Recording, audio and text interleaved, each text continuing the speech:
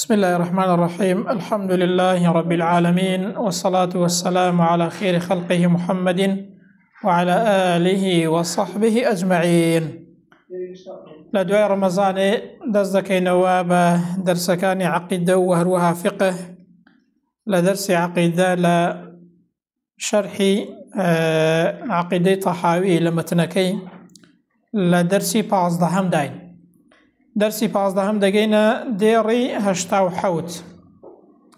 كباس لا إيمان دكات وباس لا أركاني إيمان دكات، ركن كان إيمان باكان إيمان باز دكات. ضلي والإيمان إيمان شيا هو الإيمان بالله أو يك إنسان إيماني بخواي ورها بيت دعاء باكان إيمان باز دكات. إيمان بخوات شيا إيمان بخوا أويا كإنسان قناعاتي وابك خواي پروردگار دروسكري أرزو آسمان و بونور و إنسان و هرشي مخلوقاته خواي پروردگار دروستی کردوا و خواي پروردگار روزي داد و خواي پروردگار جينر مرينر و هرشي لو زويي دارو داد بإراده و دا صلاة خواي پروردگار و فرمان خواي نبيت رونا داد. ودوهم يعني إنسان لا أرزي واقع دا خواي جورا بپرستيت أو إيمانا چونك إيمان لسدا خوي دبينتوا لبيرو برواو قناعات بيبون ولا كارو كردوا. إيمان أو دوشتيع إنسان بدل قناعاتي بيها بيت بفكرو بيرو باوري قناعاتي بيها بيت بوشتي كدل إيمانا بيها ودوهميان لأرزي واقع دا كار بوشتا بكا كدلي إيمان بيه. وعليكم السلام ورحمة الله. چونك إيمان فرقي هي دقل ناسين يان دقل زانين. زانين أوية كإنسان دا زاني فلان شتا آوايا بلام هيج عملي كي كاري كي بيناكات بونو من ايستا الشيطان إبليس لهمو من شاكتر دزاني كخواي جورا حقا وخواي جورا هيا ولقل خواي جوراش گفتگوی کردوا بلام آية خواي جورا دا پرستيت نخير كواتا إيمان بريتيا لقناعات بيها بوني بويري باور وبريتيا لا كارو كردوا وكار بيكردن وشوين كوتنو پرستني خواي پروردگار لأرزي واقع دا هاو إيمانا نكهر أون دك إنسان بزانت يعني بلا إيمان بخواي هي دڵێ دەزانم ئیسلام ڕاستە بەڵام شوێنی ناکەوێت دڵێ دەزانم محەممەد پێغەمبەری خوایە بەڵام شوێن محەممەدی ناکەوێت دەزانم خوا هەیە خوا حەقە ئیسلام حەقە بەڵام شوێنی ناکەوێ و کاری پێ ناکات ئەو زانینە هیچ سوودێکی نییە بەڵکو ئیمان چییە ئەوەیە کە ئینسان لە دوای زانین کاری پێ بکات و شوێنی بکەوێت ئاوە بریتیە لە ئیمان بەخوا بوون. ئەو شتانە مەتنە ئەوە مەتنە بە کورتیە یعنی مەتن شتێکی کورتە دەبێ ئاوا لێی تێ بگەی کە ئیمان ئەوەیە. ئەنجا وەمەلائیکەتیهی ئیمان ئەوەیە کە ئینسان پایەکانی ئیمانیش باوەڕی پێی هەبن وەکو خۆی بڕوای بە فریشتەکانی خوای پەروەردگار هەبێت بەوەی کە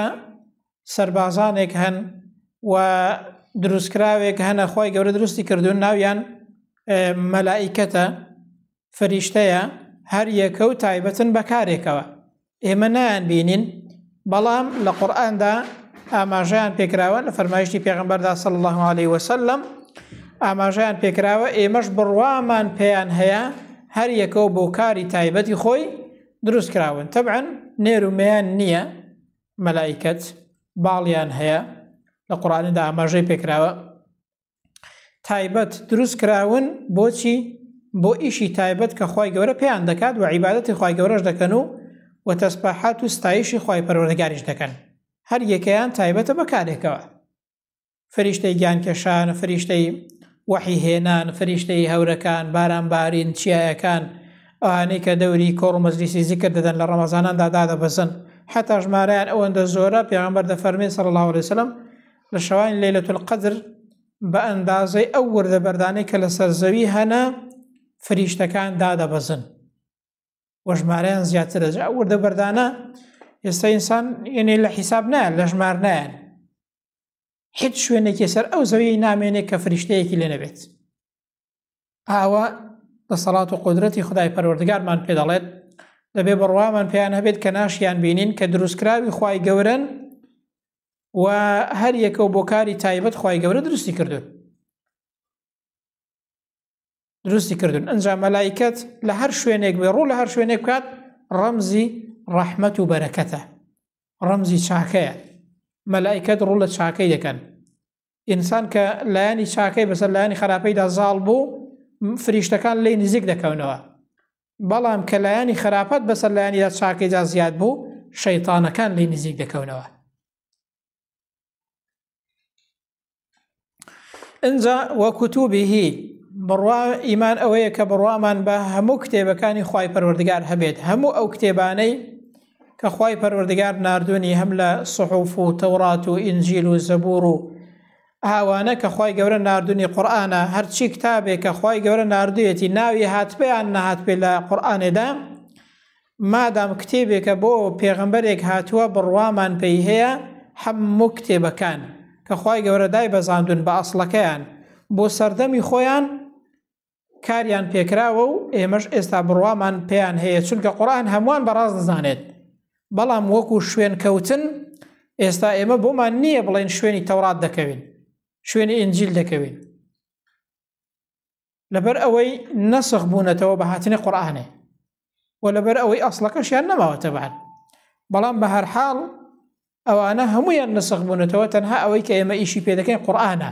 بەڵام ناڵێن بڕوامان پێیان نییە. وەکو مەسیحیەکان بڕوایان نە بە قورئانێ هەیە نە بڕوایان بە پێغەمبەری ئێمە هەیە، بەڵام ئێمە بڕوامان بە عیساش هەیە و بڕوامان بە تەورات و ئینجیلیش هەیە،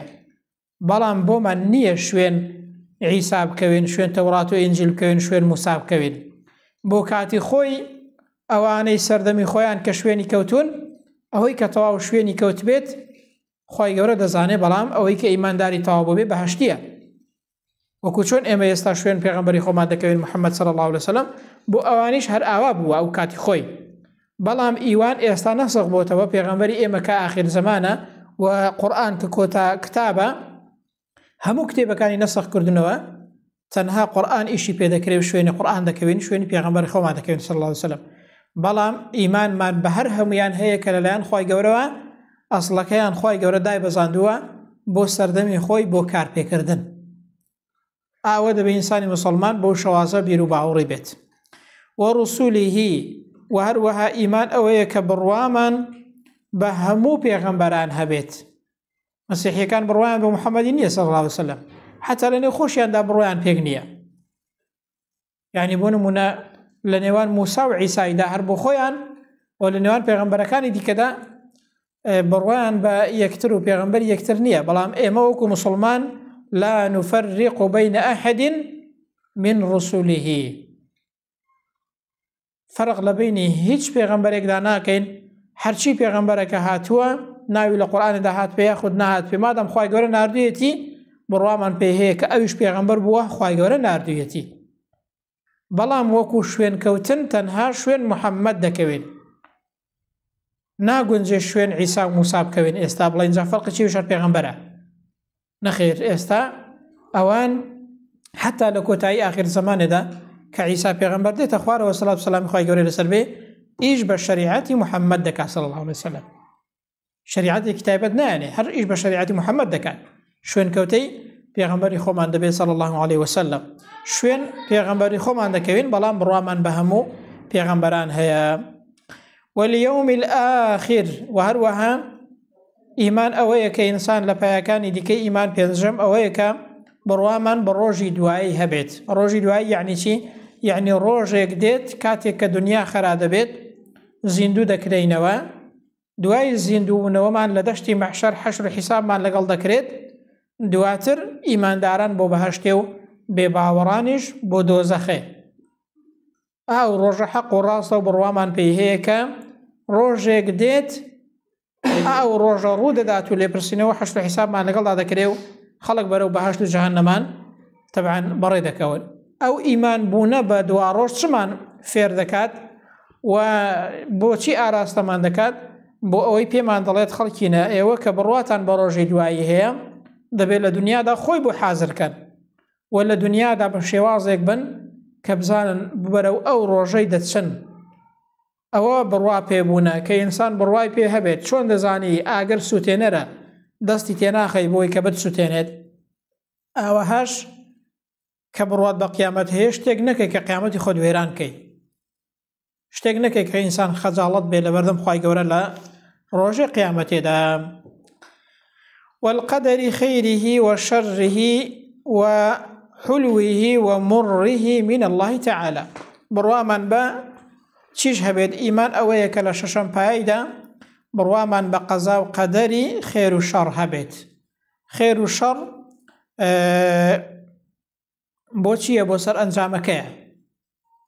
یعنی سەرنجامیان بە خێر دەگەڕیان بە شەڕ بەڵام بە نسبەت ئێمەوە شەڕە ئەمما خوای گەورە تەقدیری شەڕ ناکات کارەکانی خوای هەمووی هەر خێرە بەڵام ئێمەوە جاری وایە بە شەڕی دەبینین یعنی زەرەر و زیانێکمان توش دەبێت تووشی بەڵام مصیبەتێکی دەبین پێ بە تعبیری ئێمە شەڕە بەڵام لەلای خوای پەروەردگار وەکو پێغەمبەر دەفەرمێ وەشەڕ لەیسە ئیلەیکە شەڕ لەلایەن تۆ نییە کارەکانی خوای گەورە هەمووی پڕ حکمەتن و هەمووی خێرن بەڵام ڕەنگە ئێمە ئاوایان ببینین بە هەرحاڵ ئیمانمان هەیە بەو قەزا و قەدەرەی کە لەلایەن خوای پەروەردگارەوە ڕوودەدات بە هەرچی ڕووداوێت کە ڕوودەدات لەسەر ڕووی ئەو زەویەی پێمان وایە کە لە لای خوای پەروەردگارەوەیە جا ئەوە چی بۆ ئینسانی تاڵ بێت ئینسان پێی ناڕەحەت بێت و چی شیرن بێت ئینسان پێی خۆش بێت هەمووی لەلایەن خوای پەروەردگارەوەیە ئاوە بریتین لە پایەکانی ئیمان ونحن مؤمنون بذلك كله ئێمە ئیمانمان بە هەر هەموو ئەوانە هەیە پایەکانی ئیمان وەکو باسمان کردن ئەو شەشانە لا نفرق بين أحد من رسله جیاوازی ناخینە بینی هیچ پێغەمبەرێک وتصديقهم كلهم على ما جاءوا به وبراستيان دەزانین و بەڕاستیان دادەنین هەر هەمویان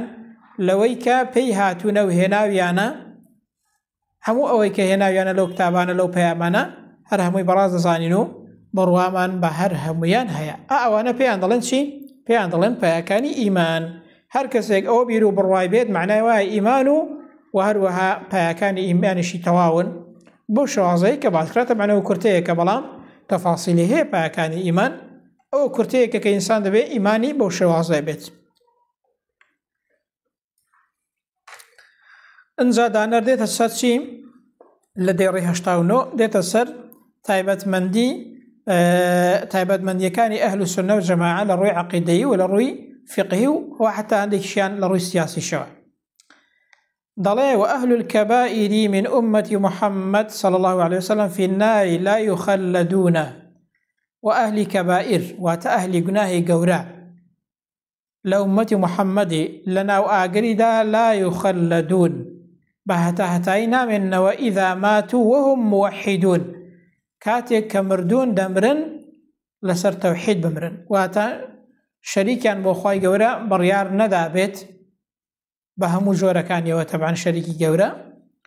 إنسان أهل توحيد بيت جناه تواني جورشي هبيت وإن لم يكونوا تائبين أجر إنسان بلا باسم كر وأجر إنسان بجمرت توبشي نكرد بيت لو جناهانا بعد أن لقوا الله عارفين مؤمنين ما دام إيماني بيهبون ما دام بحلالي نزاني وأو جناحي كردويتي أو كبيري كردويتي أو باتو بشي لنا كرد بيت لجر مشيئتي خواهي قورة دايا دوام لا ناو آگری دا بە هەتایی نامێنێتەوە دانەر چمان بە باز دەکات ئەهلی گوناهی گەورە تەبعەن دەڵێ ئەگەر ئینسان لەسەریشی بمرێت تەوبەشی نەکرد بێت لە ناو ئاگریدا بە هەتایی نامێنێتەوە چونکە هەندێک لە فیرەقەکان بنمونە معتەزیلە ئەهلی گوناهی گەورە بە کافر دەزانن ئینسانی کافریش لە جەهەنەمێدا هەتاییە بەڵام ئەهلی سونە و جەماعە کەسێک گوناهی گەورەی کردووە گوناهی گەورە چییە؟ گوناهی گەورە ئەوەیە کە حەدێکی هەبێت لە دنیادا یاخود وعیدێکی با بڵێن لە دوا ڕۆژێ ئاگر یاخود دۆزەق یاخود شتێکی ئاوە با شتەکەیەوە پەیوەست کرابێ یاخود لەعنەتی لەسەر بێت یاخود تۆڕەبوونی خوای گەورە یان پێغەمبەر نەفی لەو شتە کرد بێت ئەگەر ئینسان ئەو شتەیە بکات یاخود هەر شتێکی دیکە پێغەمبەر بەریبوونی خۆی لەو شتە دەربڕی بێ ئەوە پێی دەڵێن گوناهی گەورە. هەر کەسێک خاوەنی گوناهی گەورە بێت ئەگەر لە سەریشی بمرێتەوە و بینەکە تەبەن ئەگەر تەوبەی بکاوە هیچ پاک دەبێتەوە. ئەگەر تەوبەی نەکا بای گوناهەکانی خۆی لەژێر مەشیئەتی خوای گەورەدایە کە خوا خۆش نەبێ بای گوناهەکان دەستێ دوایە لە ئاگەری دۆزەخی ئەو کاتە دێتە دەرێ. ئەوە چییە؟ ئەوە موقفی ئەهلی سونە و جەماعەیە. وهم في مشيئته وحكمه ئەوانە لەژێر ویستی خوای گەورە و حکمی خوای گەورەدان کە ئەهلی گوناهی گەورەنە. إن شاء غفر لهم وعفى عنهم بفضله ئەگەر خوای گەورە ویستی لێیان خۆش دەبێت عەفویان دەکات بە فەضلی خۆی، یعنی بە چاکەی خۆی. دەنا کابرا خاوەنی گوناهی گەورەیە خاوەنی یعنی ئەوەیە کە بڵێن شیاوی ئەوەیە کە سزا بدرێت، بەڵام بە فەضل و چاکەی خۆی خوای گەورە ئیواهەیە لێی خۆش دەبێت. كما ذكر في كتابه هەروەک چۆن خوای گەورە باسی کردو لە کتابی خۆیدا دەفەرمێ إن الله لا يغفر أن يشرك به ويغفر ما دون ذلك لمن يشاء. لمن يشاء خوای گەورە لە شیرک خۆش نابێت لەسەری بمری، بەڵام بێجگە لە شیرک لەسەر هەر گوناهێک بمری لمن يشاء بۆ هەر کەسێک خوا بیەوێ خوای گەورە لێی خۆش دەبێت. بۆ هەر کەسێک کە خوا بیەوێ خوای گەورە لێی خۆش دەبێت با ئەهلی گوناهی گەورەش بێت. وإن شاء عذبهم في النار بعدله ئەگەریش خوای گەورە ویستی وابوو لێی خۆش نەبێ ئەو کاتەی سزای دەدا بە عەدلی خۆی. فەزڵ چییە و عەدل چییە؟ فەزڵ ئەوەیە کە ئینسان کەسەکە شیاوی شتێک نییە بەس خوای گەورە پێی دەدات، شیاوی لێ خۆشبوون نییە بەس خوای گەورە لێی خۆش دەبێت، ئەوە فەزڵە. ئەدی عەدل چییە؟ عەدل ئەوەیە پڕ بە پێستی خۆیەتی. ئەهلی کەبیرە واتە ئەهلی گوناهی گەورە ئەگەر خوا سزایان بدات ئەوە عەدلە، لەبەرەوەی کابرا گوناهێکی گەورەی کردووە بای خۆی سزایەکەی وەردەگریت، ئەوە عەدالەتە. ئەدیگە لێی خۆش بێت ئەوە فەزڵی خوای گەورەیە، چاکەی خوای گەورەیە. ئەو کەسێک گوناهێکی دەربارەی تو کرد بێت، ماڵێکی توی خوارد بێت، زیانێکی لە تودا بێت، گوناهێکی دەربارەی تۆ کرد بێت، ئەتۆ ئەگەر بای خۆی سزای بدەیەوە ئەو حەقی خۆتە، بەڵام کە لێی خۆش بی سەرفی نەزەری لێ بکەوە چاکەیەکی لەگەڵی دەکەی. ئەگەر خوای گەورە لێیان خۆش بێ فەزڵە، ئەگەریش سزایان بدات عەدلی خوای گەورەیە و نەبێ خوای گەورە زوڵمی لێ کرد بن، بەڵکو پڕ بە پێستی سزای ئەو تاوانەی وەردەگرن کە کردویانە. بەڵام ثم يخرجهم منها برحمته وشفاعة الشافعين پاشان خوای گەورە دەریان دێنێ لە ئاگەری دۆزەخ، ئەنجاریش هەر بە ڕەحمەتی خۆی و هەروەها بە شەفاعەتی ئەو کەسانەی کە شەفاعەت دەکەن من ئەهلی طاعەتیه، لەوانەی کە فەرمانبەری خوای گەورە دەکەن یان لەوانەی کە فەرمانبەری خوای گەورەیان کردووە. ثم يبعثهم إلى جنته پاشان بەڕێیان دەکا و دەریان دێنێ لە ئاگری دۆزەخە بۆ کوێ؟ بۆ بەهەشتی پڕ ناز و نیعمەتی خۆی. ئەوەش چییە؟ موقفی ئەهلی سونەیە لە بەرامبەر ئەهلی گوناهی گەورە ئەهلی کەبیرە کە ئایا خوای گەورە لێیان خۆش دەبێت یان سزایان دەدا؟ دەڵێن لە ژێر مەشیئەتی خوایدان. خوای گەورە ویستی لێیان خۆش دەبێت، خوای گەورە ویستی وانە بوو ئەوە لێیان خۆش نابێ و بای خۆیان تەبعاً سزایەکەیان وەردەگرن. وذلك بأن الله تعالى ئەوەش بۆ چییە؟ لەبەر ئەوەیە چونکە خوای گەورە تەوەلە ئەهلە مەعریفەتیه، خوای گەورە دۆست و سەرپەرشتیکاری ئەوانە دەکات کە خوای دەناسن، واتە خوای گەورە خۆشی دەوێن ئەو کەسانە. ولم يجعلهم في الدارين كأهل نكرته، خوای گەورە وەکو ئەوانە تەماشای ئەو کەسانە ناکە کە ئینکاری دەکەن و نایناسن، کە ئیماندارن چاکەکارن وەکو ئەوانیان تەماشا ناکە کە نایناسن و ئینکاری خوا دەکەن. یعنی خوا تەماشای ئینسانی مسلمان و غەیرە مسلمان وەکو یەک ناکات. کەسێک بڕوای بەخوای هەیە و دیندارێکی تەواو و ئەهلی تاعەت و معریفەتە وەکو کەسێک نییە کە ئەهلی گوناه و خوانە ناس و بێدین و ملحیدەکە. واتە لەلای خوای گەورە خوا بە یەک چاو سەیریان ناکات. الذين خابوا من هدايته ئەوانەی کە ڕەنجەڕۆ بوون لە هیدایەتی خوای گەورە ولم ينالوا من ولايته و هەروەها دۆستایەتی و پشتیوانی خوای گەورەشیان بەدەست نەهێناوە و بەدەستی نایێنن. اللهم أي خواهي پروردگار دعوات لدكين يا ولي الإسلام وأهله أيو كسيك دوست و سرپرشتياري إسلام وأهل إسلامي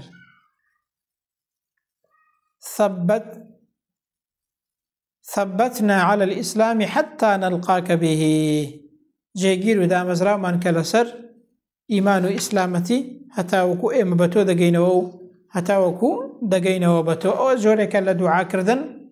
لويك إنسان خواهي قول دا مزرا بك لسر دين وطاعته ولسر إسلامتي حتى وكو إنسان دقاتوا بخداي پروردگار